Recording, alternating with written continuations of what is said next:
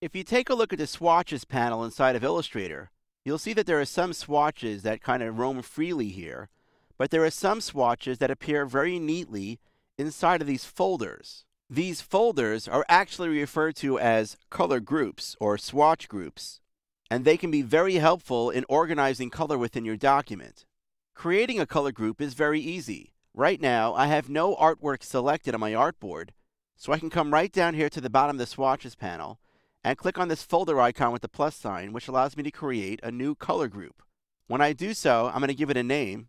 Let's say I call this one Flowers. And now I'll click OK, and I have a blank folder or an empty group inside of my swatches panel. To add colors to this color group, I could simply take any existing swatch, let's say this one right here, and drag it right on top of the folder icon.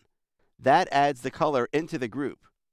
I can add as many as I want to by just dragging them in, and if I want to remove a color from a color group, I simply click and drag the swatch out of the group.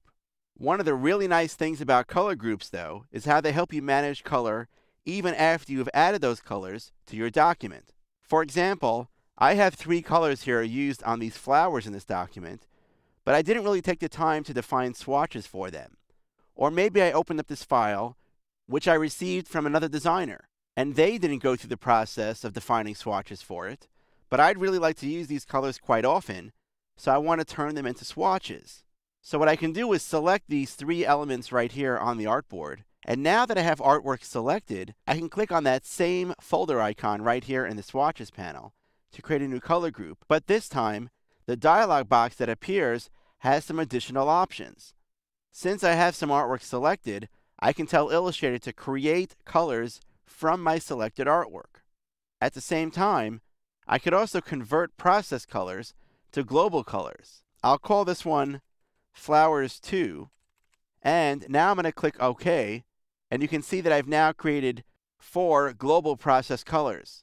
True, I only see 3 fill colors right here, but Illustrator also created a swatch for the black that's used on the strokes of these objects. Another benefit of using color groups is how the colors actually appear inside of the swatches panel. Notice that over here, these colors all run into each other, so it's very hard for me to keep them organized. However, it's very easy to organize colors because each group takes up its own row.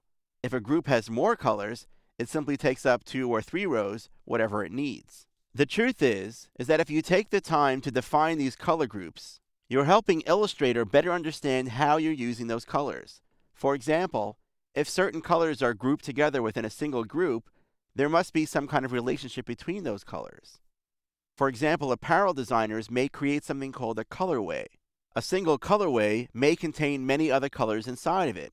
For example, a fabric may be created by using different colored threads inside of it. So there are lots of good reasons to take some time to create color groups inside of Illustrator. It not only makes things easier for you to understand when working, it also makes it easier for other designers when you hand your work off to them.